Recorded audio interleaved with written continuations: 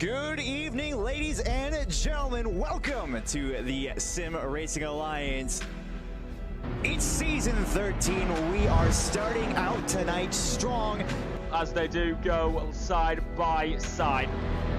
It is the formation lap almost done. They will look, all eyes to the lights. That's going to be an amazing start. And we have a crash in turn 1 already. What's going on? On to the bus stop straight. Goes for it around the outside. More contact behind. That is huge. A couple of gainers in that one. She's given it everything. She has to. I'm not sure that it's over yet, though. This is the last opportunity. We're off and away for SRA.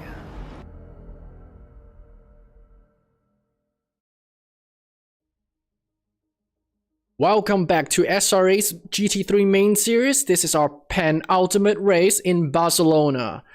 For first time in our history, for the main series, we're doing mixed weather. So we could be dry or wet, or dry and wet. It's a Russian roulette this time. How are we feeling, Morgans? Oh man, I'm looking forward to this one. I was doing some practice in Barcelona. In my opinion, it can be a fairly tricky track in the wet. There's a lot of lines that you would take in the dry that when you get in the wet just become absolute death traps. And add into that the nature of this being very much so a roll of the dice as far as conditions. I think that we're in for a lot of chaos and perhaps a lot of self-spins, unfortunately. Or fortunately, depending on how you look at it. Yeah, it's about the same for me. Looking forward to a good race. The drivers probably aren't looking forward to the mixed conditions. I know I'm not for tomorrow, but it should be a really nice race, for at least for commentators. Really exciting. I don't know if it'll live up to the heart rate attack that we got last week at Austria, but it should be fun. Yeah, that's definitely. Looks like our grid is a little smaller than usual. 26 car at the moment. It is quite a tricky race to prep for this week, so I guess a lot of drivers just didn't want to do it. It is rough though, very understandable. Before we start describing or going through our tracks, how about Mac, you go through the standing for us? Yeah, so up at the top of our gold championship here in D3, we got Seth Rocha. He's put on a, I won't quite say dominant, but very commanding season. He's done really well in pretty much, I do believe every race so far he's done pretty well in. And just absolutely insane results from Seth, and he's very close to securing the championship. This race, I believe he only needs to score 13 more points than the P2 driver of Dick Zipperburn Jr., and he should have championship secured. Both of them, however, are quite clear of the third place driver, Mike Gino, who was in a very close fight with Austin White-Scarver for that third spot in the championship. And then rounding out your top 5, in gold, you have Zodi Fade, who's not too far back, but probably going to be fighting with the 6th driver. In the silver, we got Jonathan Wood, Jay Queasy, and Shane Transu, all in a very close fight for the lead. There's only 22 points separating them right now, but Jonathan Wood, the one in the front, does not have any drop races left, while Queasy and Transu do. And that puts a lot of pressure on Jonathan Wood to try to hold on to that lead. He can't have a bad race. He's got to hold on. Queasy and Jay Queasy and Shane Transu can have a race that maybe isn't as great, and they'll hopefully still be in the fight because of those drop points. Right behind them, you got Jeremy Yaron and then Ren Aoki. We're both doing fairly well and not too far out of that fight themselves. One good result is all it could take to get them slingshotted up into that fight.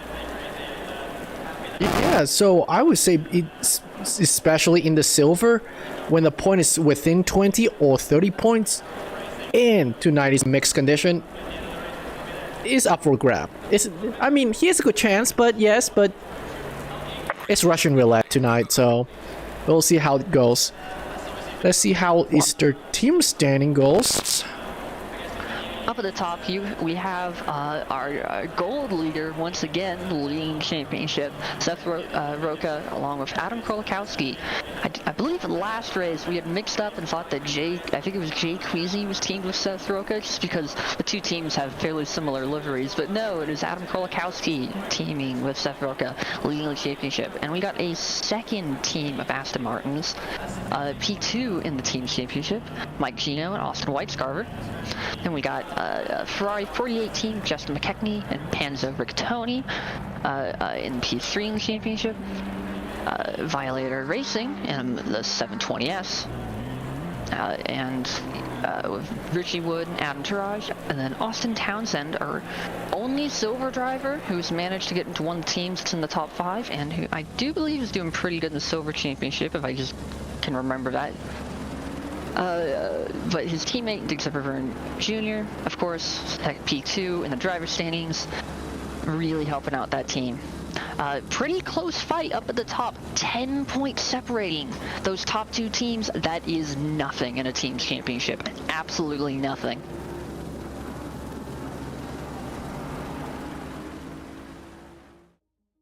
And now we'll go ahead and go over our track map here. Barcelona has a very long pit straight and is where we will likely see the majority of our overtakes down into turn 1. Turn 1 is a hard braking zone to the right, not as hard as most of Austria's corners are. You only get down into second gear, whereas for Austria, you can get down into first gear fairly consistently. And for some drivers, they may be taking turn 1 in third gear. But turn 1 is not really as important to the rest of your lap as long as you're able to hit your braking zone. Turn 2 is a right after turn 1, almost a chicane, but too big a corners really for me to call a chicane. But turn 2, left-hander going up the hill. And it's very important to get a good exit from turn 2 so that you can take turn 3, which is a long right-hander. It's not going to be flat out. It's very close, and probably in F1 you could get it flat out, but not in these GT cars, especially not in the rain. Turn 4 is our second good overtaking zone after the long turn 3. It's a slightly uphill, kind of downhill. It turns into downhill, right-hander, long right-hander into a hard braking zone of turn 5. Turn 5 will not be really a good braking or overtaking point unless you're alongside through turn 4 anyways. After the down-handed left-hander of turn 5, you have turn 6, which isn't really a turn, it's more of just a curve. But turn 7 is our next good overtaking zone. It's a down to up left-hander, then through the quick jink to the right of 8. So overtaking there should be pretty good, especially if you're actually able to get in front of them, because it's going to be hard for them to battle through turn 8. Turn 9 is a very fast right-hander, just a little quick brake zone right in front of turn 9, and then you have the long straight between turn 9 and 10, what I consider the back straight, and it is our last good overtaking zone for the lap. Turn 10 is a hard braking zone into a left-hander. It starts our slow part of the lap, which is sector 3, most of sector 3. So a slow downhill left-hander for turn 11. You're going to wash out very easily, especially in these wet conditions that we might be seeing today. And then we have turn 11, which should be flat out, into a long right-handed turn 12. And then we get into more hard braking zones, but not good overtaking zones, just because there's not enough time in between the corners to set up overtakes normally. But again, turn 13, hard braking zone for a right-hander, and then we have the chicane of 14 and 15, which is normally going to be really slow, but again, not overtaking zone. And then we have what should normally be a flat-out turn 16 right-hander. And then we're on to the main straight again, all the way back down to do the lap all over again. So the drivers coming to, I believe this is their finishing their first timed lap. Looking at the condition on the top right, we have medium rain for the silver driver. We have about 9 cars, if I count correctly, 9 silver drivers. Tonight, as Anthony is coming out the last corner, let's look at his time. 22.5 and 22.6 from Queasy. The weather looks like it is not doing well for them, because in 10 minutes which is when they're gonna come in. The rain's gonna reduce a teeny bit and give gold driver a little upper hand. You know, you mentioned there's not many silver drivers. You were right, there are only 9, but there are only 25 drivers overall who are attending this race. I think it's about half the grid has chosen to show up to this, and I think that's a testament to how difficult the driving conditions are, that so many people have decided that this is going to be, like those people who still have drop races left that have decided this is their drop race. But of course, I believe that all of our top 5 in the Silver Championship are here. I gotta double check that.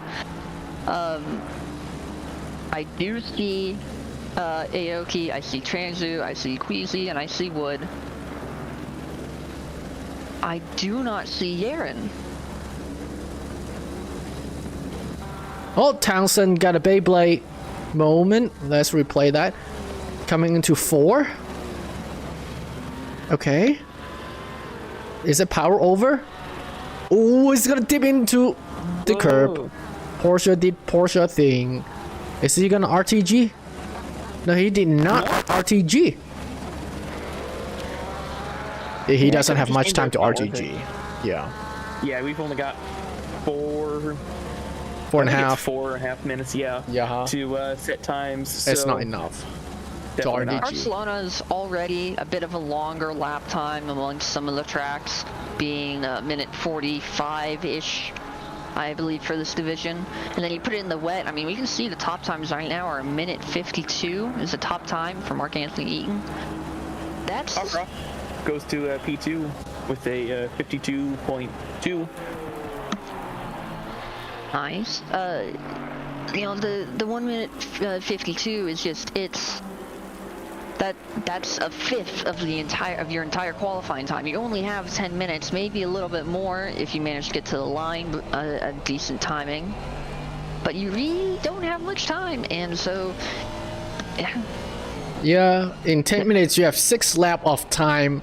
2 laps to warm them up. Realistically, a 4 timed lap. If you RTG 4 time lap, you're gonna take out 2 more time laps. So in max, if you RTG, depends on when. Maximum, you have only 2 timed lap. That was a big moment from Mark Anthony Eaton. Now it's backing up Jake Queasy a little bit. Ball of water. It'll be interesting to see if he gets blue flags, and well, I don't know if he got a blue flag. He got out of the way, so good on him. For those of you who don't know, you are not allowed to overtake in qualifying. So if Eaton didn't want to get out of the way and he still was on a valid lap, Queasy would not be allowed to overtake him. He'd just have to sit there and ruin his lap behind him. Queasy is on a killer lap right now. He is on course for pole position. You just jinxed him, man. We did just jinx him. But I tell you what, he jinxed me last season. This is just my return. But I don't think the jinx. It'll still be an improvement, but it won't be pole positions. Not enough for place. Not quite. Not quite. Much closer now, though. Yeah. I'm gonna see if I can catch this. Yeah, I'm not entirely sure what happened. He just kind of fell away. While you're doing that, Aoki is coming across the line. He's a 1.5 seconds up, and he takes P3 away from Jake Queasy. So a very nice lap there. Queasy, fun? Probably understeer out of bound. Yeah, probably. Meanwhile, Townsend is getting ready to come across the line here in your pip down at the bottom, and he will jump up to 7th. And I believe that's not bad. Last valid lap, so good on him. Meanwhile, there's Wood is about 0.3 up on his last lap, and he's only through sector 1 now, 0.5 seconds up on his last lap, and he still has a lot of lap time to go. So we will have to see if he's able to keep up this pace. Eaton, I'm not sure if he's on a lap right now. He has a negative delta and a positive delta right now. Yeah, so I don't know if he's on a valid lap or just kind of or if he spun somewhere, but he's having issues. And Wood is now kind of getting into the middle of that. He's right behind Queasy, so this will probably be his last good fast lap if he's able to hold it. We are getting towards the end of silver qualifying now. Most of the drivers here, this might be their final lap. Some of the drivers might be their final lap. Most of them are going to be getting one more, and I do believe our gold drivers are starting to line up in the pits. Yes, they are. Oof, he just lost his delta within Sector 3. Sector 3 is really tricky. And it looks like he's going to back out of his last lap. Wood. Going backward on track position to Austin Townsend, 2/10 up. That would be enough to buy him a place if you get to keep it. You can see in the pit, I saw our cup heads are lining up. A couple more seconds for the gold driver to get on track. And there we go. Leaving the pit lane. And Austin Townsend is 2/10 up. That would get him a spot. 2 spot. But Aoki is on a killer lap right now. He was 3/10 up. I'm not sure how he's doing now, but he was doing very good. He is doing extremely good. Yeah, and he's, again, I'm going to jinx him probably because he's only in the first half of the lap there, but he still has a lot of time to either gain or lose all of this time that he's getting. But he's 3/4 of a second up on his last time right now. This will set a massive gap between him and our other pole sitter, or our other silver drivers right now. And both Eaton and Cockcroft are both improving, but definitely not to the extent that Aoki is. I think the rain has lightened up, and I think the silver drivers that are still out there can feel that. They can feel their tires gaining grip as the track dries up. I think that all those drivers who bailed out, who messed up that final lap, I think they're going to wind up suffering because it is not just those top drivers that are improving. Our currently last place among the silver drivers, Shane Transu, also having a massive improvement. All the drivers that are still out there looking to improve. Oh, you're right. He is going to come across the line here, and he will set a better pole time, improved by about 3/10 of a second. Now slowing down on the pit straight. Aoki is coming around the last corner and will come across the line here very shortly, and we'll have to see where he goes. And he goes to pole by about a quarter second. Yeah. And that's quite a margin. To Shane Transu, who's coming to the line right now. He's got a full second gained. He's going to go from the back to 4th. Very nice. Meanwhile, it looks like a whole bunch of people are sitting. Yeah, our D1 drivers are just now getting to the D1 start of our laps, and there's gold a drivers. very large train forming there. Yeah, our gold drivers there. And there is quite the pit stop going on back here. But meanwhile, we're going to go ahead and watch White Scarver as he takes his lap. Oh, it looks like the Yaron brothers did show up. They were just running a little bit late. I had mentioned earlier I didn't see Jeremy Yaron, but both Jeremy and Jason in the server now.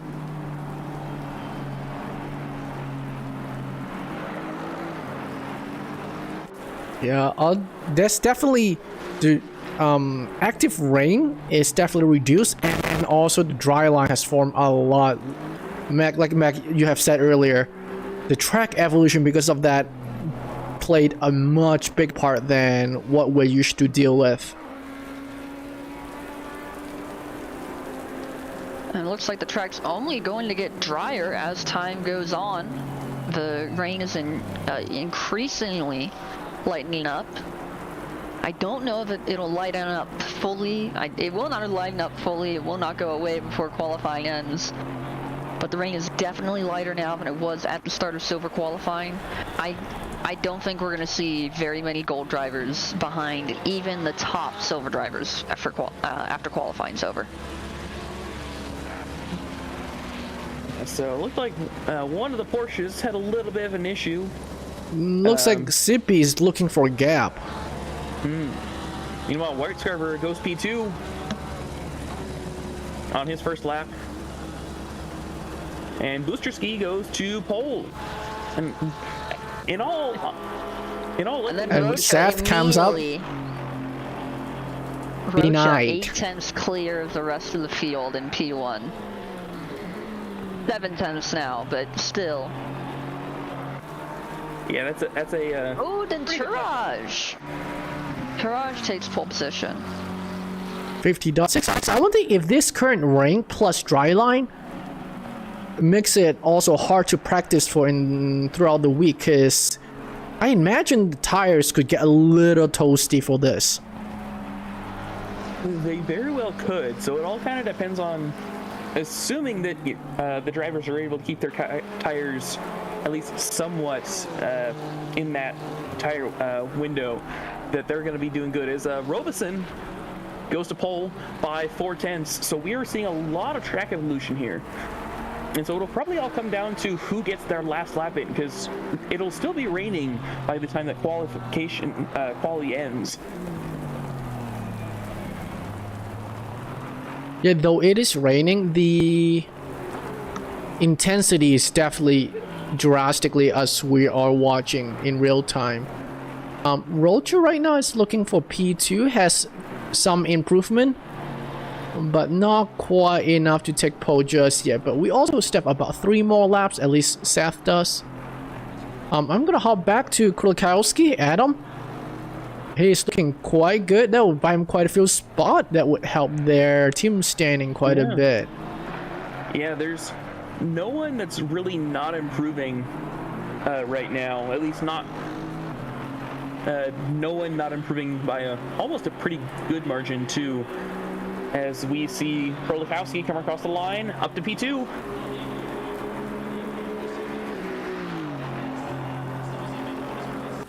And now McKechnie takes P3 away from his teammate Roca, so he splits up the teammates a little bit.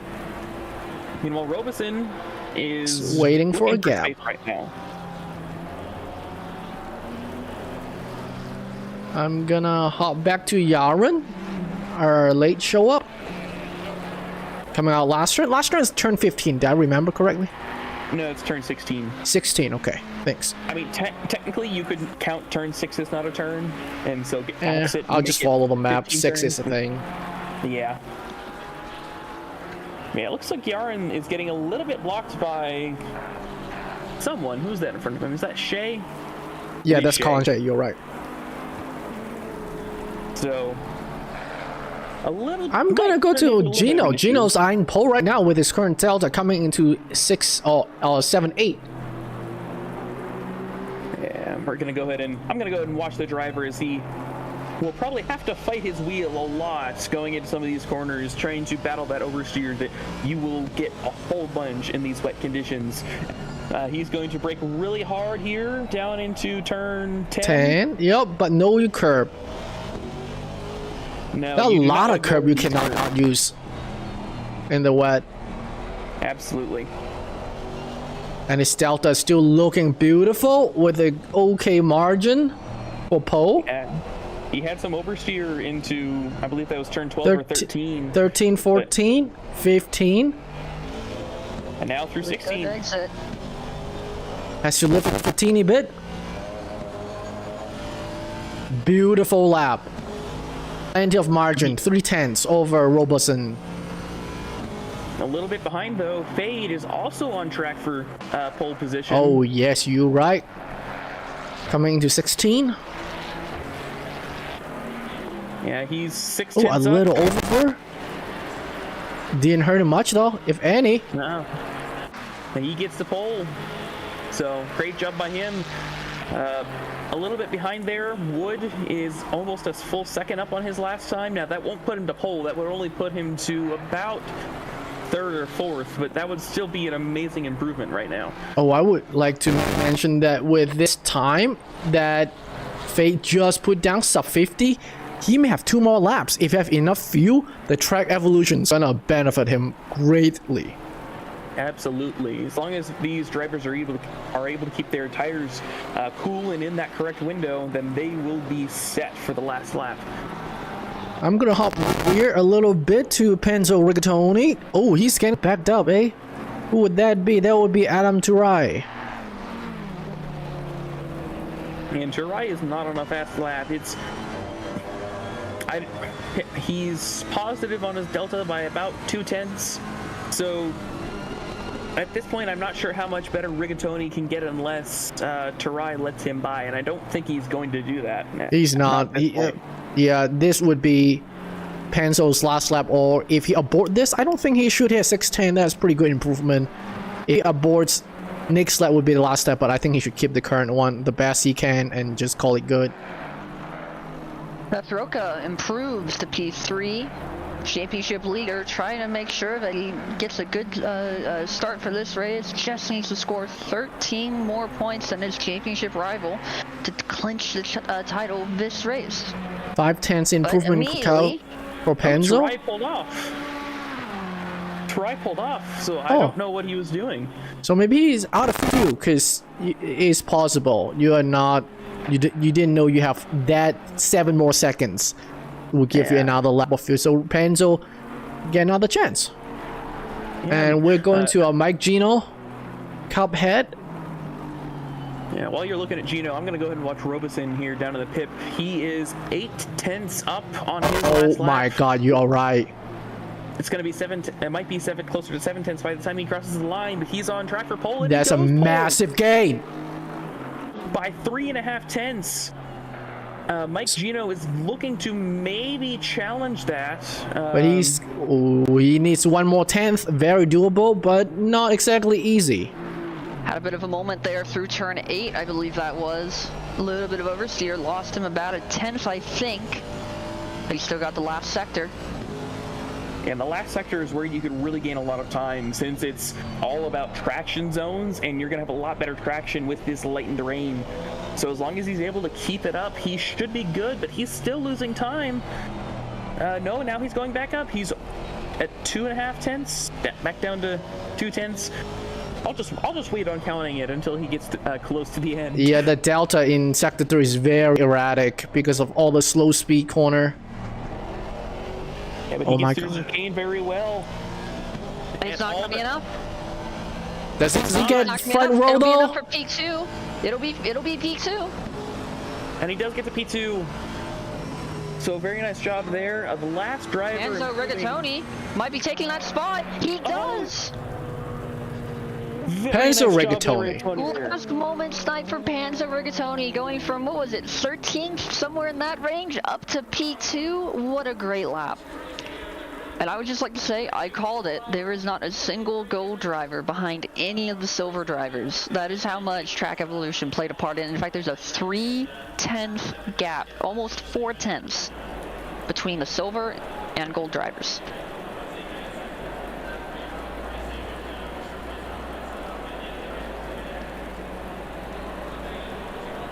Right, so before we do our grid walk, we're going to go ahead and hear a quick word from our sponsors, and then we'll get back underway. A huge thank you to our SRA sponsors and title sponsors for supporting us here at SRA, as well as support from Documise, a modern business solution for product management. Go to documise.com to learn more today. And support from Retro Saga, a North American-based gaming company that provides accessories for your favorite classic systems, including Nintendo, Sega, PlayStation, and much more. Enhance your retro gaming experience today at retrosaga.ca. And a big thank you to our affiliates, Track Racer. Experience redefined gaming with Track Racer's high-quality sim rigs and accessories. Use code SRATE at checkout to support us. Armamentario, a toolbox for ACC that will enhance your chance to win. Enjoy a fully customizable and enhanced HUD to change the way you experience ACC. AT3D Sim Shop. Upgrade your sim racing experience today with premium 3D printed accessories featuring precision crafted magnetic shifters, sleek cable management solutions, versatile stream deck mounts, and immersive dashboard displays. Their innovative designs enhance performance and style, elevate every lap with top-tier quality and craftsmanship at at3d.net. Go Setups, premium esports setups for everybody. Use our affiliate link on our Discord and take your drive to the next level. Castle and Cauldron, a home-based crafting business specializing in handmade Harry Potter, Fantastic Beasts and Fairy World collectibles. Magic wands, potions, mini dioramas, wall decor, costumery, cosplay, and much more.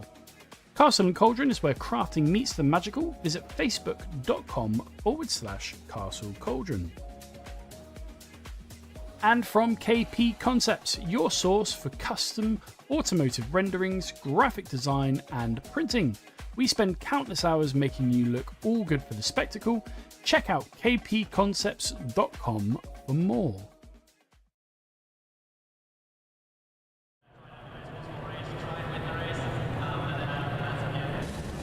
All right, we have a couple more moments for our drivers to load for their setup. Oh my lord, talk about tricky. I'm looking at the top right. Our track condition is a little chilly. Goodness.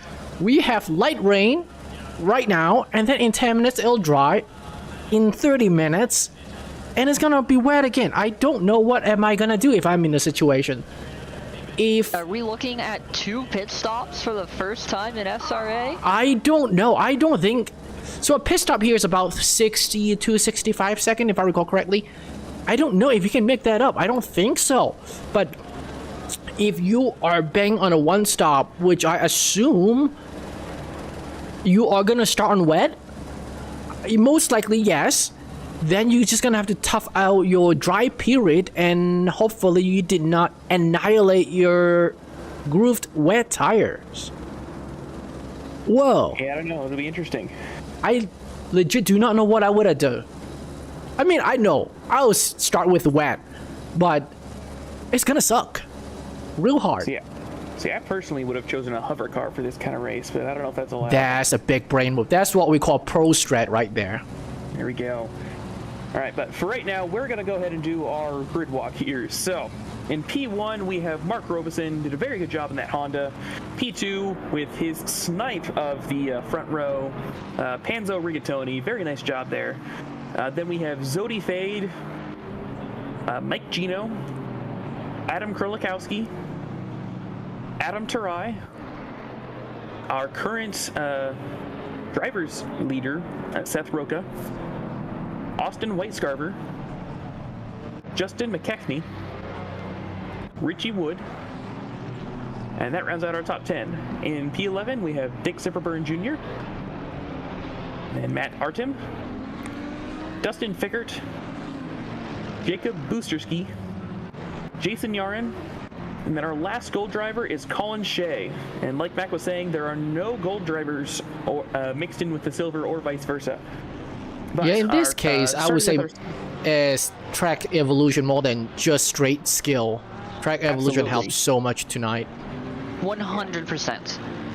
Anywho, so now looking at our silver drivers, we have Renee Oki, Mark Anthony Eaton, Pat Cockcroft, Shane Tranzu, Jeremy Yarin, Jay Queasy, Jonathan Wood, Austin Townsend, Thomas Regg, and last but not least, Justin Rosenthal. And we only have 26 drivers here out on track, so these silver drivers have a really great chance to get more points than they normally would, just because there's not as many gold drivers that could possibly be in front of them.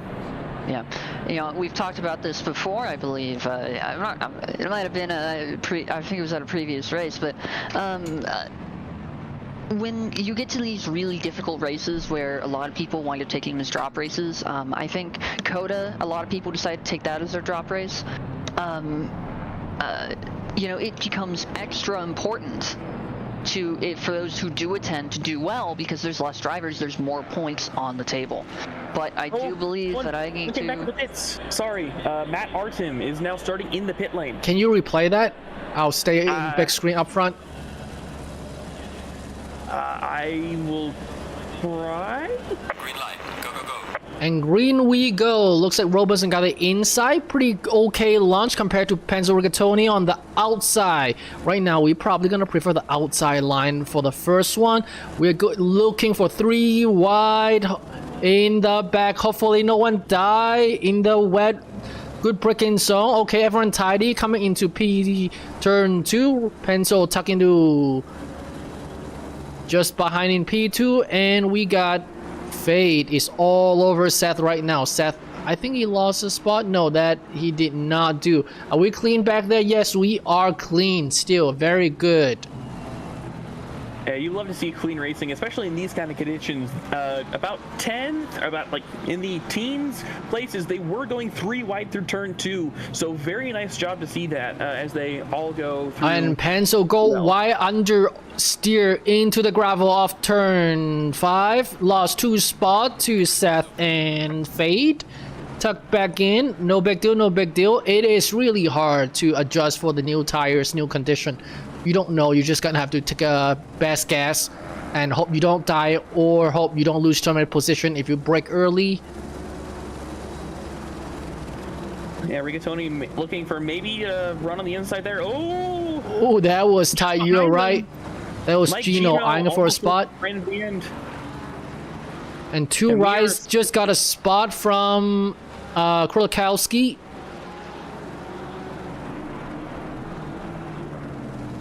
Yeah, a little bit further back. Wood and oh no, Gino! Gino? Gino went way deep. Oh, there's 3 wide into 13, 14. Is there gonna be enough space? There's some door banging, some plowing. No one's died. No one died. And I think Cuphead got fall back a little bit. Meanwhile, with all this chaos, Mark Robeson has built up a second lead up front. Yeah, very good back there. Jay Queasy, I think, had an issue going deep as well because he lost 2 positions. Shea going for the inside line there. Trying to attack. Oh, that was door banging. Everyone stays looking straight though, so good on them.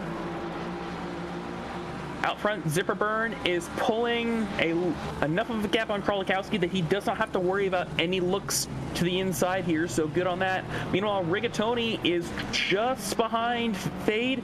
Almost looked like he was going to take a move to the inside, but he decided not to. Yeah, he lost that spot in turn 5. He wanted to get that spot back at turn 5. But his gap right now is about 4 tenths or so. Not quite attacking distance, but Fade's going to feel it quick. You can see the dry line formed quickly because of the rain intensity is low and it is still actively decreasing. Going back a little bit, Yaren versus Wood. We have double Yaren versus Wood. Yeah, I'm not quite sure how the Yaren brother, the brother in gold got so far back, but he is now 22nd and battling with his brother to try and move up the field. Queasy and Cockcroft. Queasy gets past Cockcroft. I'm not sure what exactly happened there. I'll go ahead. I'm gonna try to reply that. Go ahead. That would be at turn 10. Cockcroft went wide, exiting on the curb.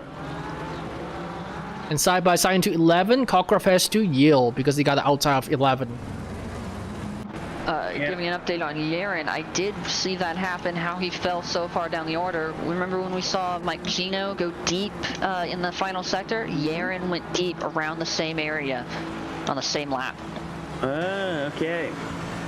And we got Mark Anthony Eaton eyeing down the inside of Shea. Is it Shea? Yes, that is. Meanwhile, definitely a bonnet view user, you can see. Don't need wipers. Wipers for peasants. Yeah.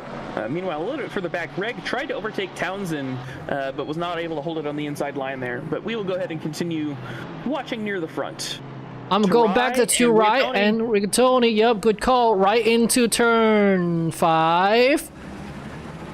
Not quite, not quite. Rigatoni got a much better exit out of the corner. Tarai, though, looking to maybe set up another move. And Justin's eyeing from the back. Maybe hoping for a mistake from either of them. I'm going for... You stay with them. I'm going for a little bit between the P1-2, Robeson and Seth Rocha. Coming into turn 10. Rocha eye down. Nope, nope, too far, too far. Fight another day. Thought about it, though. And Zipperburn Jr. Side by side, Zipperburn takes the inside, trying to be defensive. He's going to get the better exit as Krolakowski goes a little bit wide. A little bit of contact with White Scarver there right behind him. Yeah, I think Krolikowski had a snap of oversteer there. He's able to hold the position, but he's now dropped a second back behind Zipperburn, so Zipperburn Jr. has a gap that he does not have to worry about. Meanwhile, out front, Roca has caught Robeson. Roca started, what was it, P4, and he's already battling for the lead again. Colin Shea and Mark-Anthony Eaton are fighting. Roca started 7th. All right. So yeah, Mark-Anthony Eaton gets past Colin Shea for 14th place, and now I'll see if I can replay that. Shea is having to battle Not quite. Aoki. Mike Gino and Fickert going side by side. Gino backs out, but now he's under pressure Oh, from replaying. Seth Rocha trying to dive down. Robeson T1 didn't quite make it. And Fade is looking. Oh, Robeson have massive under and then oversteer on 4. Lost our place to Seth. He would be lucky if he didn't cough up another free spot for, say, Fade. He got to keep P2 at least. And now it's under pressure on Fade. And he still has it for now, but they does not look into turn 7 for an overtake. A little bit surprising there, but he's probably trying to set up here for turn 10. We're going to go through turn 9, slight braking zone, and then under the long run down to turn 10. This will be the best chance for Fade to overtake until we get back to the main straight, so it will all depend. Does he want to try it here? He does not. He keeps in line. A little bit further back, McKechnie is battling. Oh, two right, and two right misses, braking on 10 and donate a free spot to Justin. Yeah, he went way deep there. It is rough because the rain stopped entirely. So it would be no rain for another at least 10 minutes, probably 20 minutes from now. Sector 3, trains you around. Oosh. Trains you around. Got it. Replaying. Good call. That'll be side by side with, is that Aoki? That's Aoki coming into 11. And Dorbank, I think that's Transu's fault. You gotta yield a little bit. Like, give a little more space, not yield the position. Yeah. But also could be racing incident. That is not a confident call. Yeah, we got a lot of good battles here. McKechnie, Tarai, and Zipperburn all have fairly sizable gaps to the people in front of them. We're now starting to see these drivers fan out a little bit across the whole track as people start making mistakes and fall behind from the people in front of them. Roca is sitting, I'm not going to say pretty, but he doesn't have to worry about Robeson behind him because of how much pressure there is on Robeson from Fade and Rigatoni.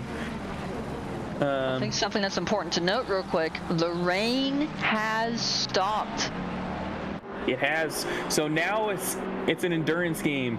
You can see that there for the next 10 minutes, there's not going to be any rain. But in about 30 minutes, it's going to start raining again. So it all depends on how these people want to attack the track. Because it's not dry enough for someone to try and move to slicks here. But it might be soon. And I do see a dry line starting to form. Like, we can see it on the track. It's starting to get there. And of course, that's also going to impact our racing with that dry line. If you go offline, you might lose a lot of time. But also, as it dries out more and more of these wet tires, they're going to start overheating. And we're going to see drivers who are going to have to get into those wet spots to try and cool their tires down. Yeah, so right now, the only correct call is toughing it out since rain is coming back in 30 minutes. There's no way you switch to slick right now. The best case is you somehow defend and hold your spot while not murdering your wet tires. Wet tire usually lasts very long, but only when you use them correctly. Wet tires are not supposed to drive in condition like this. But in this case, you're just gonna have to stick it out, just like Pat Cockrock right now, and see him driving offline the main screen. Last hope to cool his tires down and not entirely annihilate his tires. Yeah, Gino up ahead of them was looking for a pass on Fickert, but he decided against it. I was a little surprised by that, but he is going up against a Mustang, so that's probably why. It's really hard to get alongside those guys unless they make a mistake in the corner preceding them. As Gino has a little bit of an oversteer moment, he's able to keep it. Krolikowski down the inside of Zipperburn Jr. He gets the spot. He got a spot. I'm gonna replay that immediately. That was on the edge of the screen. Oh yeah, that was a big over for Silverburn Jr. out of 4. Highly compromised him. He gave a good squeeze though. Oh, I don't know about that one. Probably fair enough, I suppose. Fair enough, but it's arguable. It's arguable. Very arguable. Yeah. So we'll have to see how that turns out in the steward's room. Depends if Junior decide to snitch or not. Absolutely. Looking out front, Rigatoni has started to fall behind Zaid in P3. McKechnie is maybe close enough to start trying to attack. I'm not sure if he will be, though. McKechnie is the fastest man on track right now. His last lap was the fastest lap in the race, and everyone is setting personal bests right now. That is just how much the track is improving right now. And Justin go on the dry line. I don't think Rigatoni's trying. Yeah, he's not trying. He's just trying to look after his tires. You can have the spot. I'm gonna keep my tire as cool as I could and not gonna murder them. And hopefully I have nicer tires Behind in them, about Eaton 20 minutes. on wood. Eaton goes to the inside, but he doesn't get alongside enough. He performs a switchback though. He might have a chance to try and overtake here, but I'm not sure. I don't think he'll have enough. I don't think that's speed. enough. Yeah, good eyes. It was definitely a very nice. Oh, try. Silverburn Jr. went off on turn 4. I'm gonna replay that. He's trying to chase. Nope, Booster, he's fine. Never mind. Oh no! Oh, he White just. Scarver got hit. White Scarver. I can't click him fast enough. I know he's dropping too quickly. Yeah, Click it now. Replay going real quickly. What's happened here? Oh, he just went that leaving. is- No. Who plowed him? That was Fickert. That was Fickert. That's Oof. unfortunate.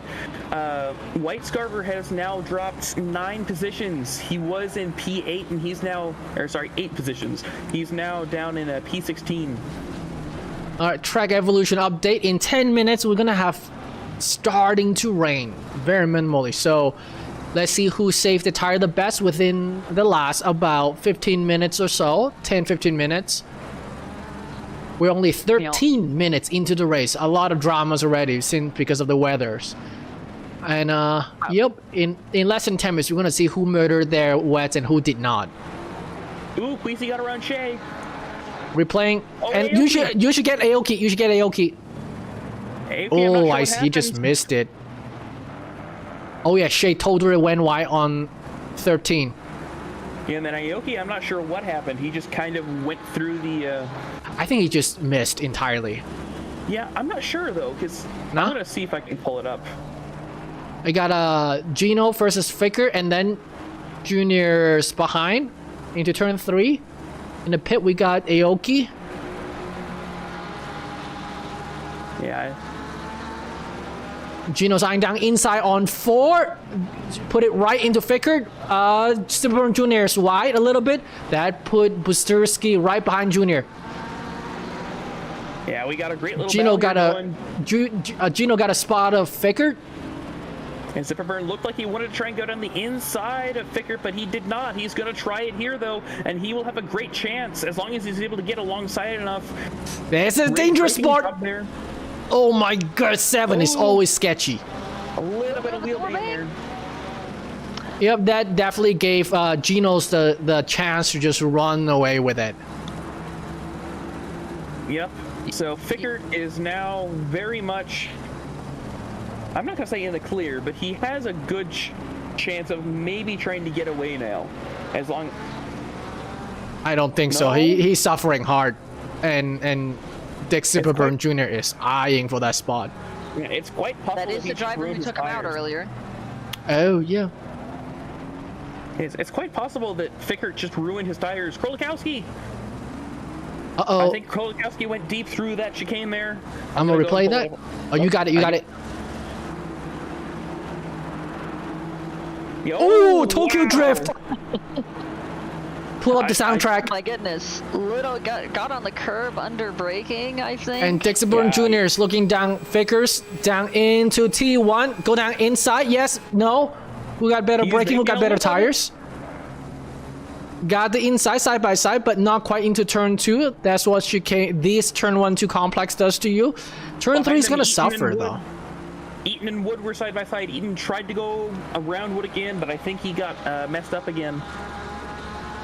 Just was not able to pull off the switchback properly. I'm sorry, go ahead. I think that we might have reached a bit of a lull. I don't think there's any overtakes happening immediately right now, but keep an eye out. I just want to point something out. Earlier, White Scarver got taken out. As Ficker goes wide, and Dick Silverburn Jr. gets past him. Yeah. Ficker will probably be looking to pit almost as soon as it starts raining so you can get some good tires back on that car. Oh, yeah. But heading over to the team championship, White Scarver getting spun the way he did, getting involved in that incident, it was super unfortunate, but it's had extremely potent effects in the team championship right now.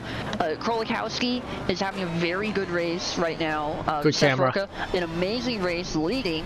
Those two are teammates and they are leading the team championship, and Gino and White Scarver are the other team, the team in second. They are not far behind, but with the way this race is looking, they are set to lose a ton of points unless White Scarver can pull his way back up. I think Cockcroft went wide a little bit. I'm going to see if I can pull that up here in the pip, but he just lost 2 spots to Wood and Yaren, and yes, he did. He went very wide there. And then I believe White Scarver got around Shea as well. Oh, Justin Rosenthal got a big boo-boo. We got yellow in sector 3. I'm replaying that right now. He just... Oh, self-spun! Oh. Ooh, that's rough. Yeah. Oh, that would be a Matt Artem, I believe. The one's right behind. Yep. Yep. It's rough. Eaton has finally got around Wood. He was able to hold himself alongside Wood through turn 2, eventually turn 3, as he goes a little bit wide. And bottle of water in the back is eyeing for a double kill, perhaps? That he absolutely is. Eaton has the better line going through this corner. It all depends on exit. And Wood got to oversteer. Yeah, Wood got to snap the oversteer there, so he won't have to worry about that. Queasy also falling behind now, too. Try, I'm replaying. Let's see what's up. It is turn 9. Got on the curb. On the a little apex, unsettled. Went wide. No, did he save it? Save it. Nice. That could have ended up so expensive. Absolutely. Oh, meanwhile, that just went wide. Is that Wood, I believe? Went wide? I believe so. Queasy now under threat from White Scarver here, as Booster Ski is also attacking Thickert. We got a lot of good battles here. Oh, he got backed up hard. Boosterski totally had an overhand exiting 14 versus Ficker, but Ficker just occupying the racing line. Nowhere else to go but back down. I'm going forward to Fade, chasing down Robertson in turn 3. Yeah, he's pretty close, about 2/10 back. The rain is coming in soon, I imagine. That's maybe another 3 minutes or so for the rain to start again. And from the prediction, from the prediction, looks like it's gonna rain for the rest of the race. Yeah, it is not started to rain yet. The reason why Fade here has his windshield wiper on is because he's getting water thrown up on the track from him. But if you look at Robeson and Roca, who don't have anyone directly in front of them, there's no water on their windshield. So that is just spray from the cars ahead of them. Yeah, I think we have another about 4 minutes until the rain starts. I'm going back to Boosterski again. Still eyeing down Ficker. Oh my God, Ficker went so wide for 6-7. But that's nowhere else for Boosterski to act tech. He might have a chance for a switchback here through turn 9, and he does. He gets an amazing exit. Not just him, Eaton behind also has a good exit compared to Fickard, but he won't be close enough. Bye-bye, free spot. One free spot, 2 free spots. That's quite a donation ticket. Oh yeah, that was so close to be 3-spot donation. Oh. Yeah, I think Fickard was just trying to beat Booster Ski on the brakes, and that is something that the Mustang just cannot do. It does not have enough brakes for that. I mean, White Scarver gets around Queasy, maybe? Queasy? What did Queasy do? White Scarver went deep. I think Queasy may have also gone deep. I'm not sure. I think Queasy was off. Yep. Got around both of them. Yep. Okay, Queasy, that's fine. I mean, he didn't floor it, so he didn't like mean to take advantage. So you off is fine. Absolutely. Meanwhile, Wood, down the inside. I don't think he'll be able to hold it on the outside as he almost goes onto the grass.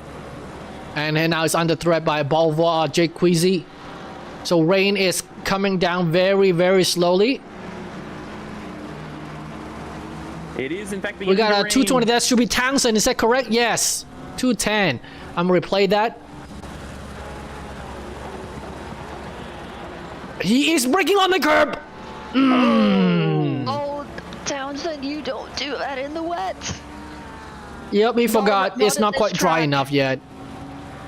Meanwhile, Wood again on the inside of Fickard, and he has the inside line here. Door bang. One spot. Very aggressive door bang. 2 spots. Ball of water eyeing for another spot. No, not quite. Jake Queasy eyeing another spot for Wood, but oh my lord, that was a big oversteer from Austin Weisgarver. Yeah, I'm not entirely sure what happened there between Fickard and Wood. Wood there. Yeah, I am unsure either. Yeah, I'll try and find the I'm gonna hop forward again. Robeson is still leading Fate and leading Justin McKechnie, and then we got Penzo Rigatoni in the 4-car train. Rodka is looking comfortable with 2 seconds, but not exactly out of reach. He's within 1 big boo-boo away. Yeah, so from that quick look on the thing that I just that I showed in the pit, hopefully someone at least saw it. It looked like Wood just kind of started going wide and didn't leave room for Fickard to actually take the corner. I can't say that's what actually happened. That's what it looks like. As we have our first Justin looking for a switch. No, not quite. Oh, and Fate got scared and went wide. So Fate's gonna get it outside. Justin got it inside for 6-7. They have enough overlap, I would say. How's this gonna turn out? Please, no one die. Yes, no one died, and Pans will come right behind these 2 cars pairs. And Fate, yeah, and Robeson went. We'll go ahead for a little bit, a teeny bit of breathing room. Oh, Yaron went wide. This is 5. And Colin Shea is no, not quite, no overlap. Oh, who's that went wide? Zodi Fate. Zodi Fate, I'm gonna replay that. Yeah, good catch, good catch. So we got Zodi Fate leading Justin, leading Penzo. Into 10. Oh yeah. Oh yeah. On the brakes? Yep. He's lucky he only donated 1 spot. Penzo almost got that too.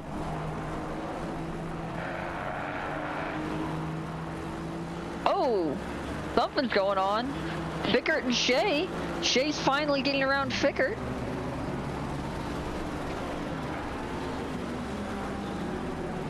Yeah, Fickard is trying to replay that. Here.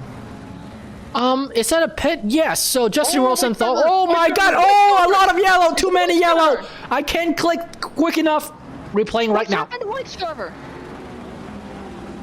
What has happened to White Scarver? I have no idea. I'm main camera's on. Oh my God! Is that Balvar? And then Colin Shea just self-deleted. Yeah, Shea has either massive damage or a whole bunch of stuff. Oh my God, Jake Queasy got to drive through. Oh no! Our Silver Championship is going absolutely insane right now. The House of Cards. Queasy with the drive-through, Shane Transu not having the best race. Same can be said for Jeremy Aaron having a little bit better of a race, but he's further back. Jonathan Wood also not having the best race. Oh my god. The Silver Championship. All of our contenders are just not having a good day today. Chaos. Absolute cinematic. So look at the pit delta right now. Let's see. So we got a... Oh man, that doesn't count.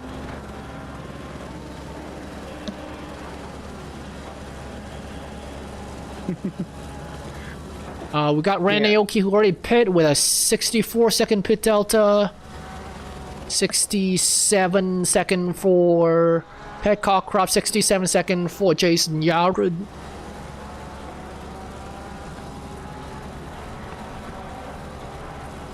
Oh, what? I'm going to Mike Gino and 2 right coming into...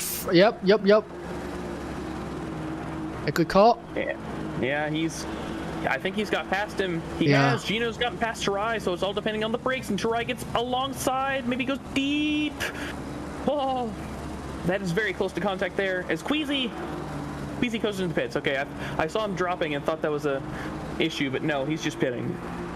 Wait, what? Is he serving his drive-through? No. Well, so Queasy got DT from speed token. I thought he pit already and got us. Oh man, he spent all his speed token, eh?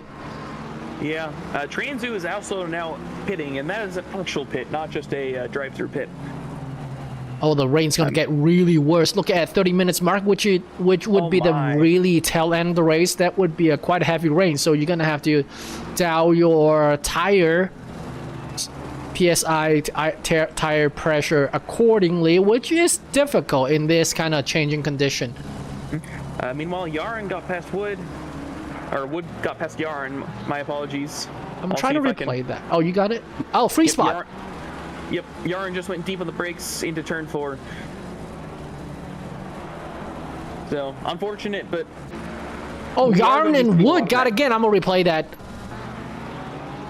So coming to 6, 7, 8. I think it might be Wood deep on the brakes this time. Looks like it.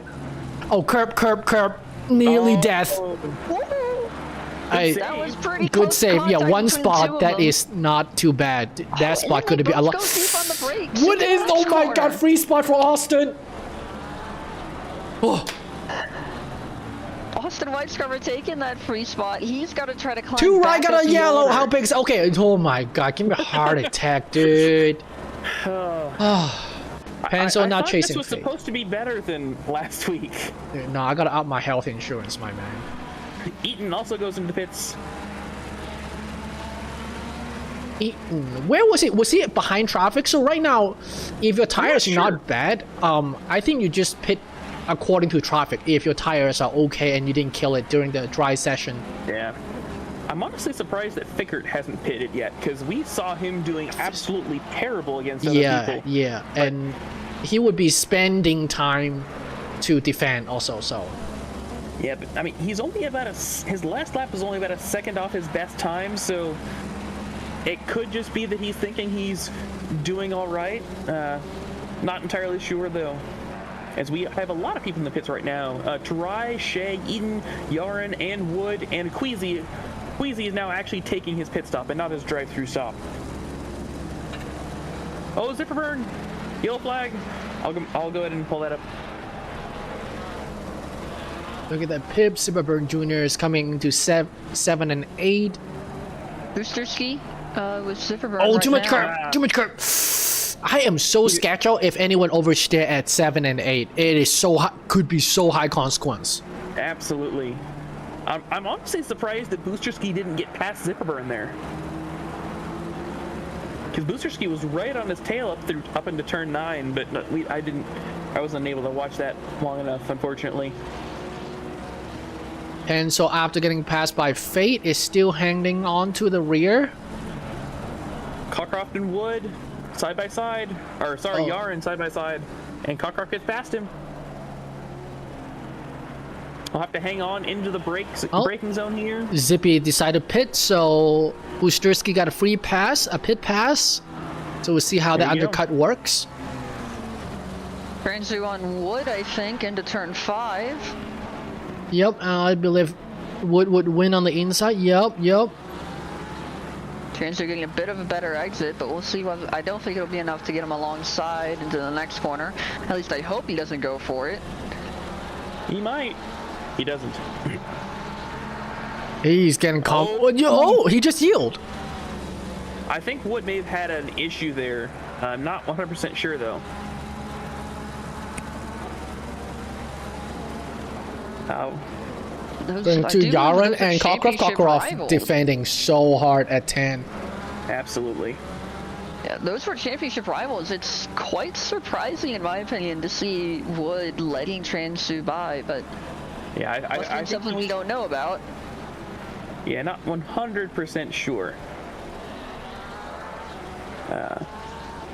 Yeah, you're right. If we're fighting for championship, I don't care if my car has only 3 wheels left. You're not getting a free pass. I still try to fight you with 3 wheels.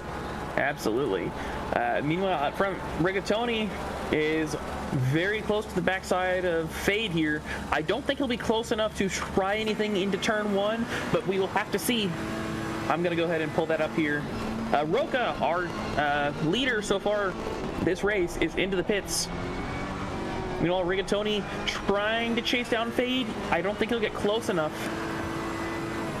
And he doesn't, so he does not try anything there, but he does get closer. Well, as I said, Roca into the pits, but we'll have to see where he comes out and how everyone else tries to do this pit strategy. Because everyone right now is going for a long, or most people are going, well, about half and half actually, are going for long. As Yaren tries to go around Cockcroft, he went up the inside, he'll have a much better braking line, he just gets past him. Goes a little bit deep there, but not too much of an issue there. Into that position as Fickert also pits now.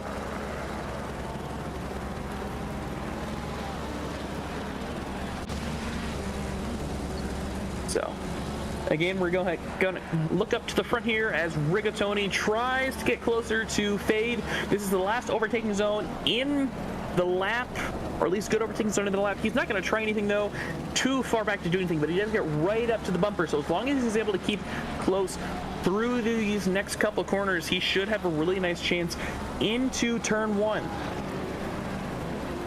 Although it's really hard for the Ferrari to get alongside anyone, even if it is against another Ferrari, as he goes a little bit deep there. It won't really be much of an issue, but I wonder how does the 488 do in the web. Oh, are they both pitting? Oh, interesting choice. Very interesting. Yeah, I thought Pens. Oh, it's hard. If you're braking too early, it's hard for anyone behind to expect you. So yeah, I'm not entirely sure on how that would go. Yeah, I don't think it's necessarily snitchable with clear intention of being slowed down, but it's hard when you're racing that close and you slow down more than your opponent expected.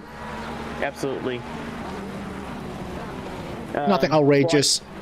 Well, I can't tell you how the 488 does in the rain, but I do know that it is not at the biggest, it is not at negative 40 kilograms for our balance of power, our BOP. It is only at 35 for Barcelona, so it can't be almost 40, but not quite. Nice. Yeah, I question that mostly just because it is a relatively older car, thus the electronic may be a little older as well versus some high-tech stuff. Where's see the grid? Yep. Oh, the chain came out. Looks like Justin lost a spot versus Fade. And then got Panzer in the back. Wow. That is very interesting. I'm going to go ahead and pull up the statistics there. So McKechnie had a 35-second stop time, whereas everyone else had 32 seconds. So I don't know if it was damage that he forgot to not do, or if he just had a really bad stop. But I think he missed the box, yeah. Yeah. Yeah, so 3 seconds longer in the pits, and that's what it'll do to you. And Rocha is about 7 seconds ahead of Sodi Fate, so he's looking really comfortable. Roberson coming to pit. He was the P2. Let's see what is his gap to Sodi Fate as he comes out. Going back to this Jason Yaron versus Jonathan Wood into turn 4. Wood under, lost a good chunk. I don't know if it'll be enough to try anything here. Not quite. As he goes a little bit deep. I think he took it too early of an apex there. That might set up Yarn here. The next chance is turn 10 for Jason.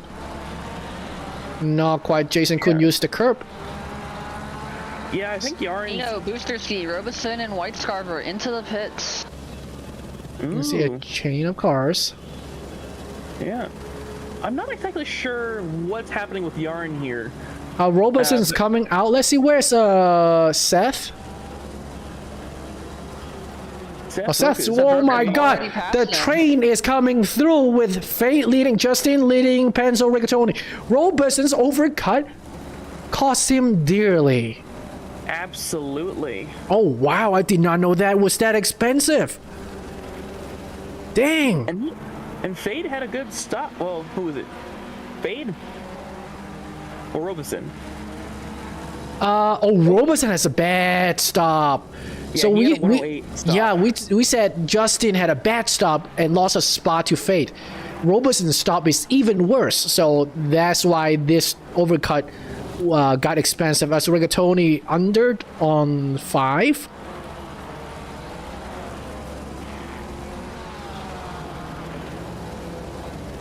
Yeah, Robeson is now going to have to really fight hard if he wants to try and get past this train of cars ahead of him.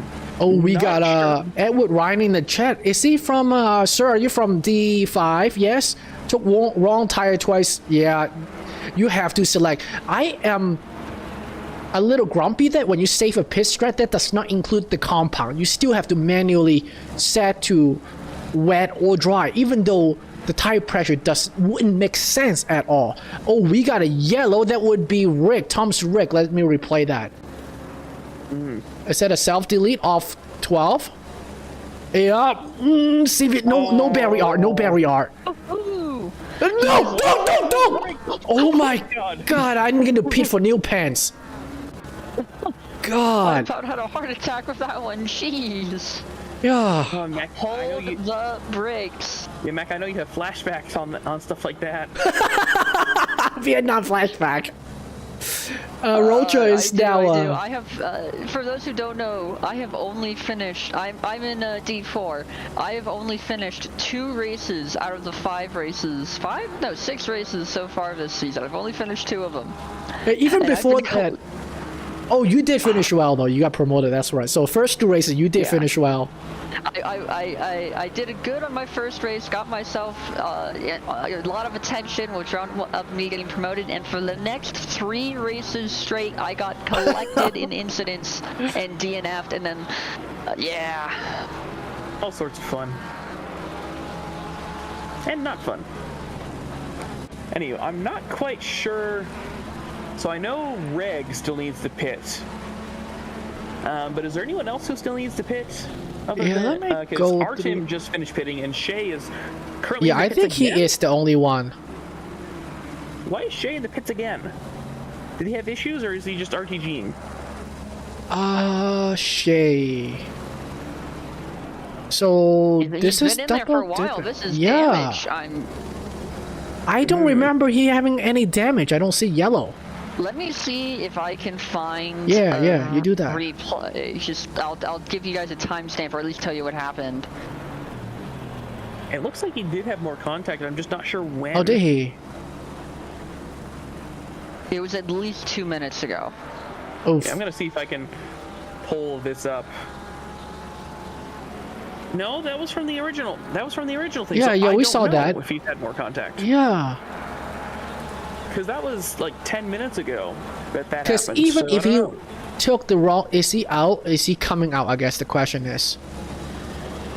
Because He's even been- if he took the wrong tire, if he want to correct and come back out, it wouldn't take this long stationary. His time pit and his time stopped are the exact same, so I think this was an RTG. I see. Good call. He might have had a mechanical issue. It looks like he just pulled off in turn 1. And then Now you wanna RTG? see- Yeah. Oof.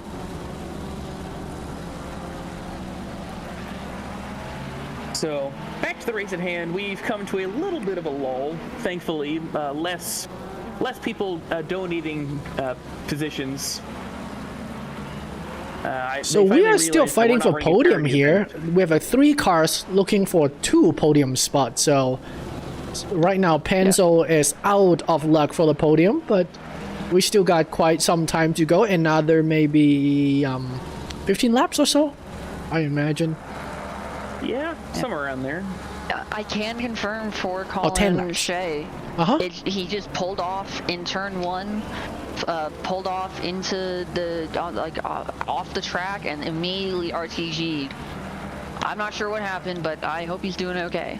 I hope he hasn't suffered an equipment failure, because that could get expensive. Yeah, And that's sounds like in game. real life problem.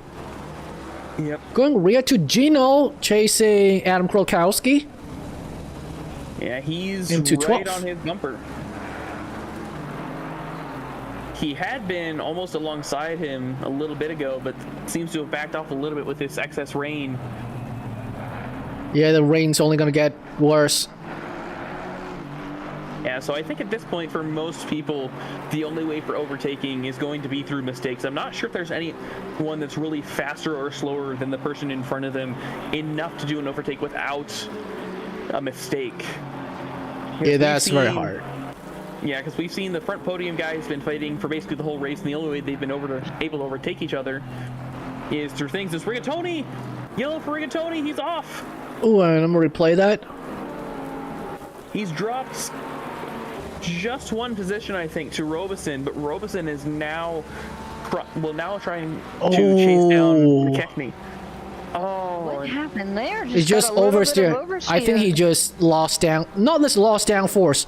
The car just did not cooperate in these conditions. absolutely. Could have been all complaining. It is raining pretty hard right now. Could be, but normally that's associated with understeer, not oversteer, so I don't know. Though in my Ford Mustang, the aero balance is definitely incorrect. It has to be a compromise between front and rear, or wet and dry. If it get wet, it get oversteery for me in the Ford. So I can say that can be a realistic thing that happens to Rigatoni. Greg still has not pit. And he's getting passed now by the front drivers. He's just got passed by Robeson. I don't know if necessary fight, like if I'm Townsend Townsend? is self-deleted. Oof, replaying. Good call. Looks like turn 4. Oh no, he went on the outside. And the paint. Please, no barrier! No barrier! Okay, I would say that is good enough. Just a light tap. Just a light Turn tap. 4? Or turn 3, Not too most much likely. damage. Yeah, it could buff that out. Absolutely.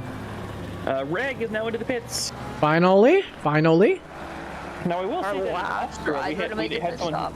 Yeah, last week at Austria, we had someone pit like at the last 10 minutes, I think. So Yeah. it's not completely absurd to see something like this in D3, but In the definitely wet? not. Yeah. Yeah. I don't know, In maybe the he wet just is all expected- good. Everything goes. Yeah. Maybe you just expected to go a little bit better there. Meanwhile, Gino. And White Scarf are gonna self-delete. Oh no, not again. Coming to 13. Okay. Did he touch the curb? Oh, he's just trying to crank it a little hard. He missed it. Just did not go well.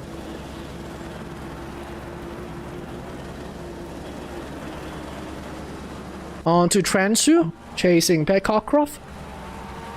Yeah, White Scarver has not had a good race so far.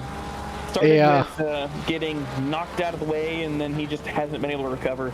I wonder if he had damage that to the rear of his car that he didn't repair, and so that might be causing some of his issues. It's possible.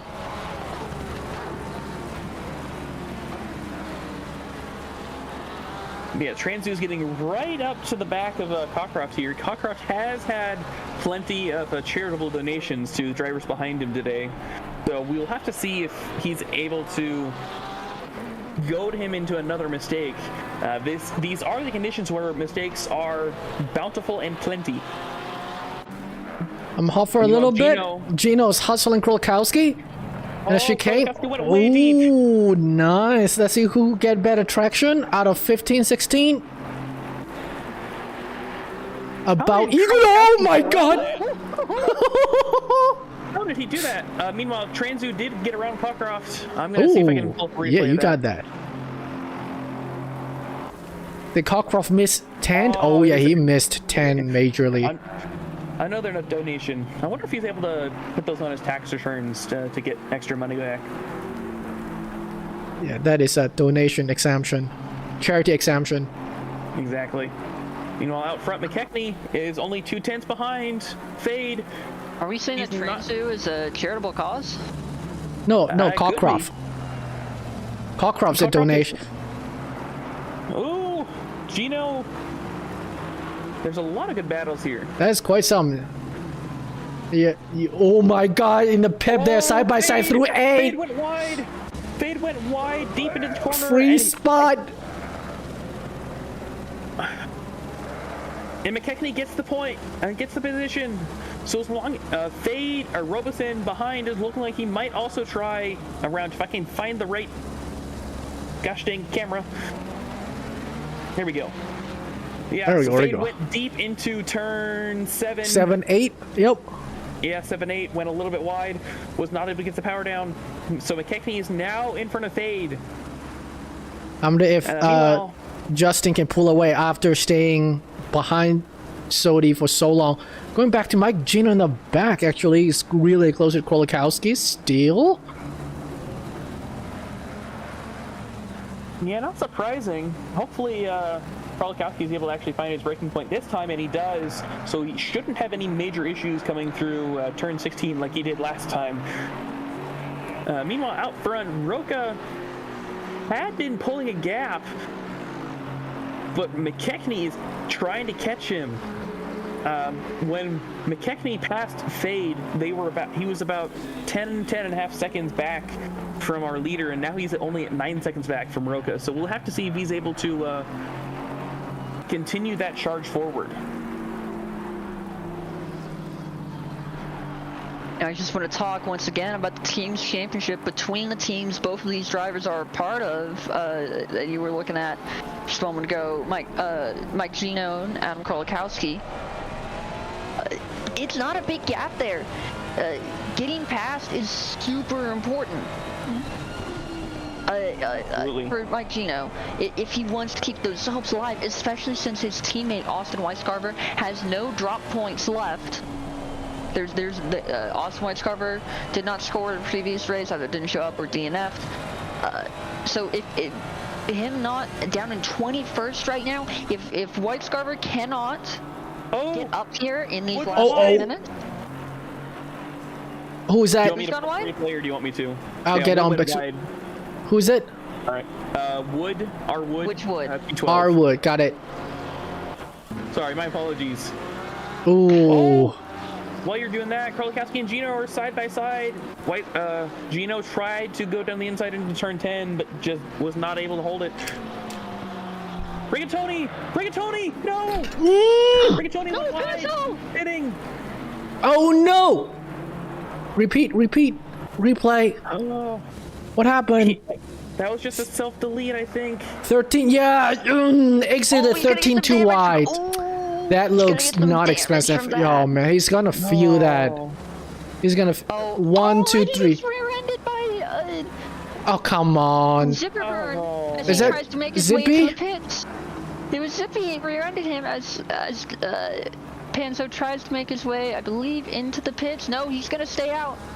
Oh yeah, that is a B, I believe. You're right. Not a good day to be Rigatoni. It has not been a great season to be Rigatoni, not gonna lie. No, and he was doing so good this race. Yeah, only 10 minutes left. He has to stick it out. He's gonna feel it so hard. His front downforce gone on turn 3 here. Yeah, actually, the front whole and rear full downforce. sectors. I don't think there's a part of his car that's not damaged at this point. So That's true. Maybe the little bumper humper from Zipperburn Jr. can balance out the front and rear downforce. quite possibly, but we'll have to see. Improvised aero adjustment. Absolutely. Yeah, that sounds a lot nicer. Yep. Out front, Roca's gap has fallen again. It's now down to 7.5 seconds. I don't think it'll be enough for him to make a comeback as Transu. Cockcroft got past Transu. I think that was another issue. I will go ahead and pull that up on. Yeah, you do that? Gino Krolikowski!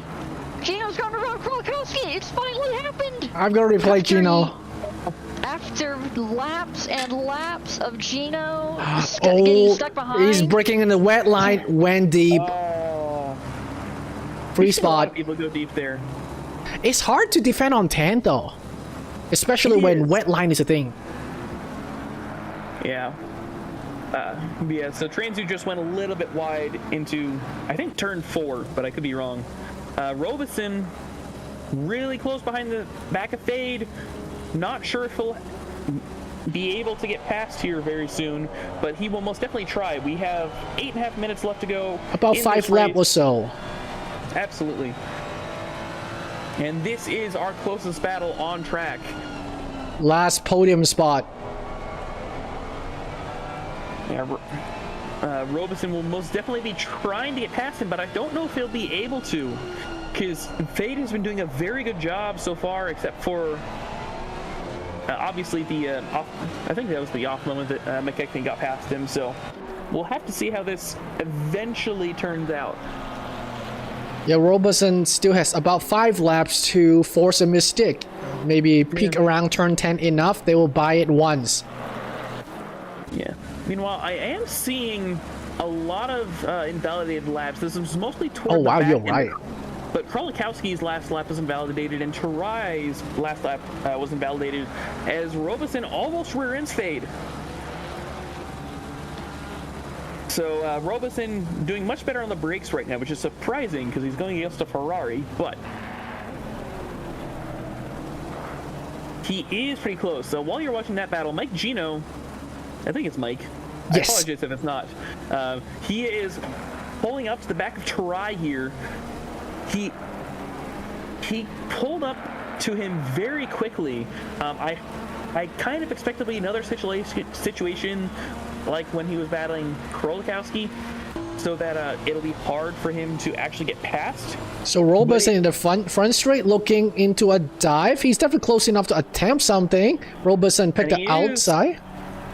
The outside is Outside? probably the best The place better- to overtake yep. he can stay alongside, but he doesn't stay alongside. He went deep into turn 1, so he will have to fight all over again, and he's going to be almost a second behind now.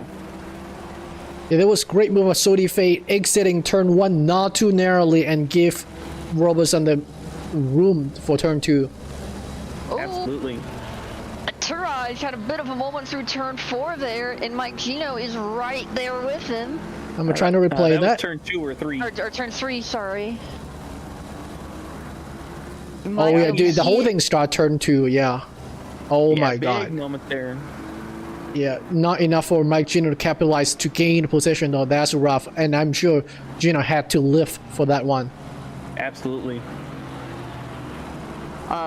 Gino is obviously very happy to be out from behind Krolikowski. It took him no time at all to catch up to Taraj. Tarai. Going back to Transu. Hold on, keep going. Sorry. Yeah, but now Gino is, once again, he's stuck behind a driver who he seems to be faster than, and he's got to get a pass done. He's only got 5 minutes. If he's lucky, 3. If he's lucky, 4 laps left to go. Yeah. Meanwhile, Transu is back on the back of Cockcroft here. They both were trading positions. This is down in the pit. Meanwhile, Artem is also right behind Yaren, and White Scarper has caught them both back up. While we're looking at this, I'm going to look at the biggest movers for today. A lot of negative movers, unfortunately, between Shay, White Scarper, and Artem, and Rigatoni. Our biggest positive mover, though, so far is Eaton. He went from low teens, or high teens, I guess, so like P19, P20, into P9. So very nice job there. And then our current top two, Roca and McKechnie, have both moved 6 and 7 positions.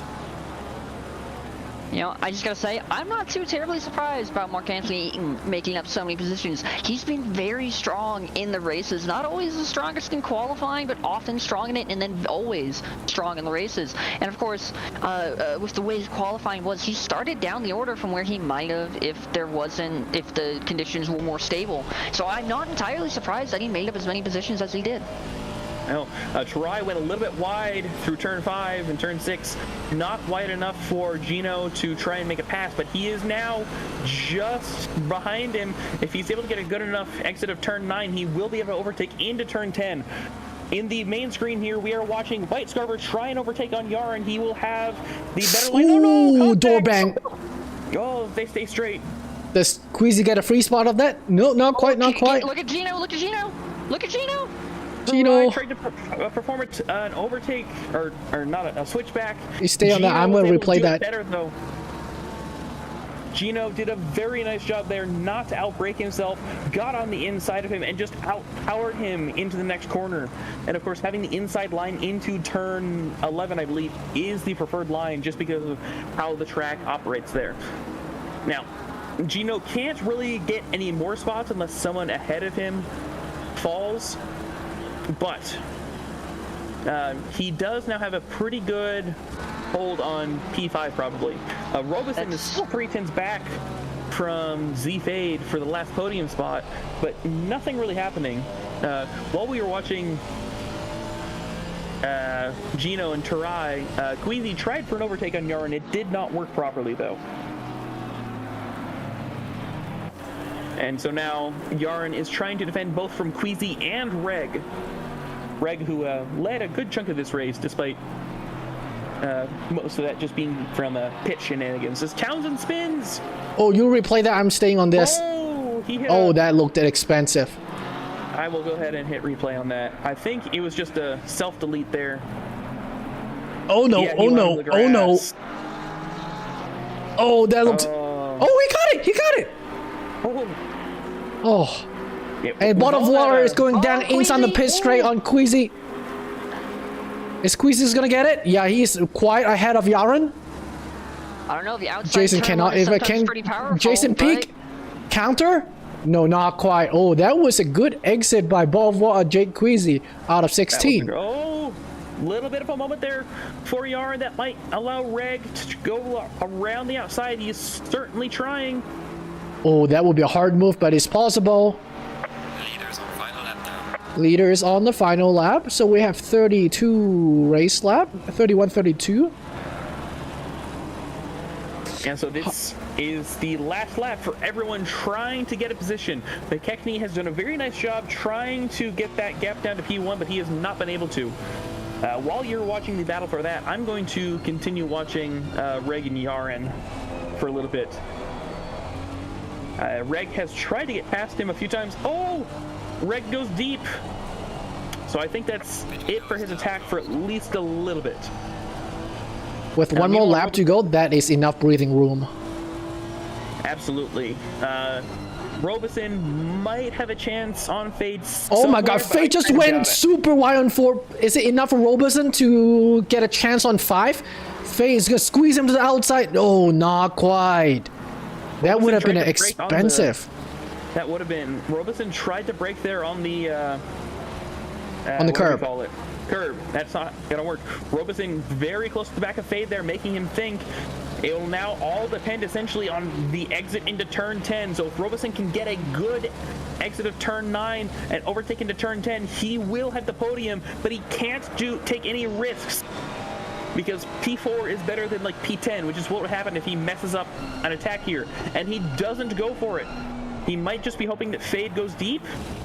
He went a little bit maybe deep, but not enough for Robeson to get any side-by-side action. So I do believe he won't have really any good chances to overtake unless he does something crazy through the chicane, which I really hope he doesn't. I don't think it's gonna happen, but that was definitely a good attempt. Up at the front, Seth Roca crosses the finish line P1, and Justin McKechnie, P2. You can look back at that battle between Fade and Robeson for P3 and 4, and it looks like it's clear. And with that, I do believe Seth Roca has secured the D3 Drivers' Championship. Yeah. In an absolutely amazing season. Absolutely. And of course, the season isn't done. We still do have battles for other positions, but amazing job by these guys as Roca justifiably does his donuts there on the outside of turn 1. Meanwhile, Riccatoni tried to get a little last bit around wood, but was not able to. Aoki, Yaren, Cockcroft, and Transu will be crossing the line here shortly. Still a tight train, but no position changes. It's hard to take risks when it's this late on the race. Absolutely. But an amazing race all around. I don't think there's anyone else that could really try and perform an overtake anymore. We've got Jake Queasy, Thomas Wreck, Jason Yaren, Justin Rosenthal coming out last turn. And if you're wondering why the thing over there on the left looks so weird, it's just because people are leaving the server. But the race is over. Roca is your race winner, followed by McKechnie, Fade, Robeson, and Gino. And we will go ahead and get our interviews in with these top 3 drivers pretty quickly. You can just give us a moment. Let's get find Fade.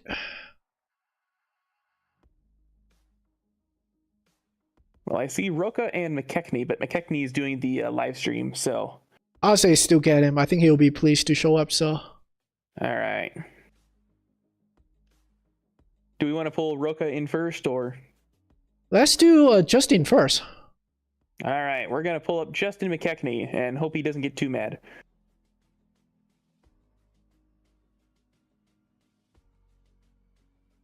Oh. Sorry, hey, Justin. But, welcome to the booth. Sorry for pulling you away from the review. I was doing review. So apologies for that, but congratulations on your P2 finish. How was it out there? It was great. I had a great time. I like the weather, the variable weather. The 48 was very fun. Was it difficult to decide what your starting strat? Sorry? Was it difficult to decide what strategy you started with, since in the first half of the race the weather report was very intermittent on the rain? I mean, I think we stayed on wets, obviously, and we kind of pressured down a little bit. I think Panzo had set up the strategy, so we'd we'd have lower pressures at the end, and they seemed to work out really well.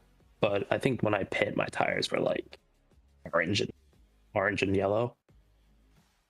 So. When you pit, the rain already came back. Is that correct? Maybe. It was probably like starting, but as soon as we got out of the pits, it was like medium. I see. So just before that, your tire were toasty. Yeah, they're very toasty on the left side. The right side was fine, but left side was very toasty.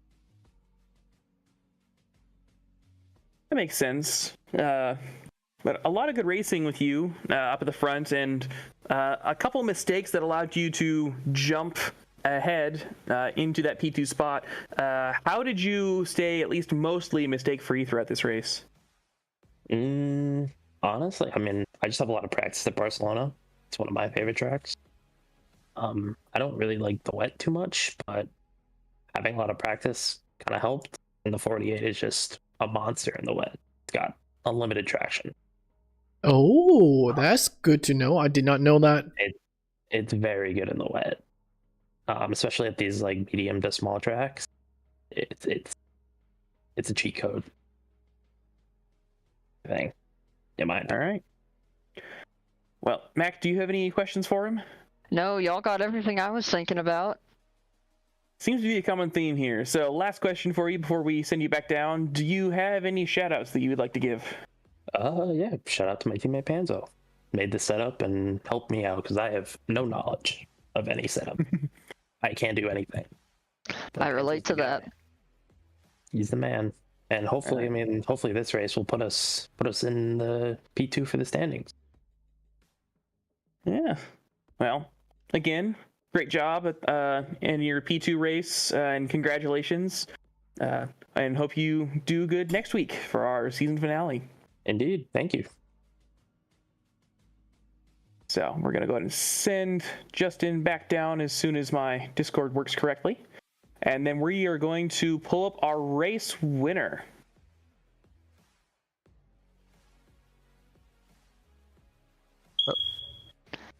Hello, Sad. Welcome back. How's it going? Is that 4 in a row now? That is 4, yes. So quite the dominant performance so far. Congratulations on your win. Obviously, you didn't start out on pole position. You started out, I believe, in the 4th row, but you got to first place fairly quickly. How was the race out there? Man, I don't know what happened on the first turn. A lot of people broke really early, so I immediately went to 3rd. And then Panzo went wide after that first hairpin, so that got me to 2nd. And then I just battled Robeson for a while, and then he went deep. So from there, it was interesting for the pressures and the temps. I was a little worried.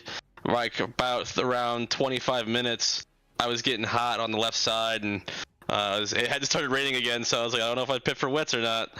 But we did it, and that second half, the tires got really cold, so the pressures dropped off, and so I was just trying to manage the gap and also not spin the car with the low pressures on the curb. So it was sweaty this one.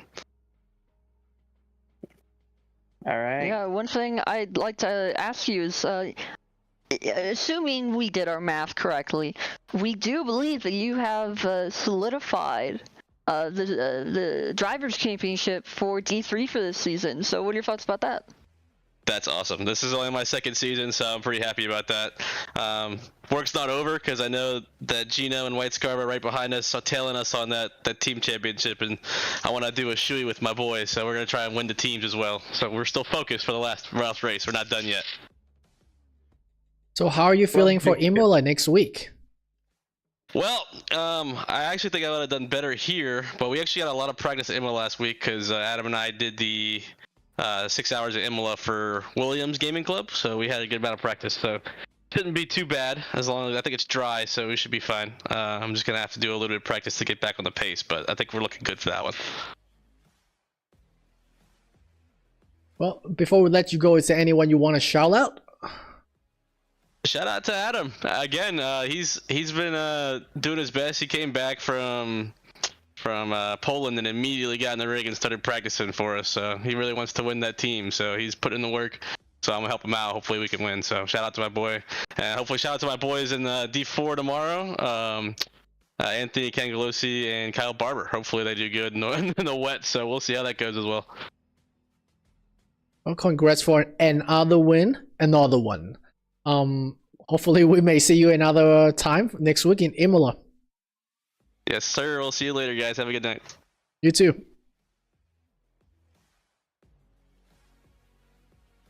Well, that was quite an eventful race for being mixed weather. It's fun to watch. I don't know how much fun it would be to drive for us tomorrow. So I have mixed feeling for mixed weather. I am just I've only finished 2 races this season. I suspect that by the end of tomorrow, that number will remain. You don't think you're gonna finish tomorrow? I don't know that I will be able to. No, I think it's gonna be. We saw a lot of drivers making a lot of mistakes, and I you know have from my another practice, you're about I know- like I know 20 from my hours. practice- And you don't have a job, so you can practice all you want. Yeah, you got 20 Well, hours to. I do have the classes, so I do have a summer class that I'm taking. So, Sounds like excuses to me. what do you guys think? What do you guys think? I mean, we're all going to be in the same division. D4 Silver tomorrow. I am expecting for my race to go absolutely terribly. I'm just kind of hoping that it's not my fault. New motto for me is expect death for every lap, and every lap that you get to drive is an extra. Yeah, they you go. posted the report for as far as weather is about what we can expect, and there's a roughly 29% chance of having a full dry session for the race, and I am crossing my fingers. Statistically, that's 2 divisions. I don't know how many got that. We got lucky enough to have a mix. There was a 40% chance for mixed I like conditions. mix. Mix is fun. Mixed was fun. I do not want to drive in mixed. we had a low turnout in D3 today. I expect the same in the next divisions, but I think those that do turn out, I think it'll be interesting. Well, it has been an eventful race for us tonight for sure, so hopefully we will have another eventful and peaceful race, finger crossed, for tomorrow. We can hope so. All right, Yeah, so we might have our Drivers' Championship solidified here in Division 3, but do definitely tune in next week because that Teams Championship and the Silver Championship are both still really close, and we'll be talking a lot about those next week. yep, so come back next week, same time for D3, or tomorrow, same time for D4 in YouTube. This is Kurt Master with Mac Morgan and Trey Morgan. Have a good night. Signing See y'all off. around.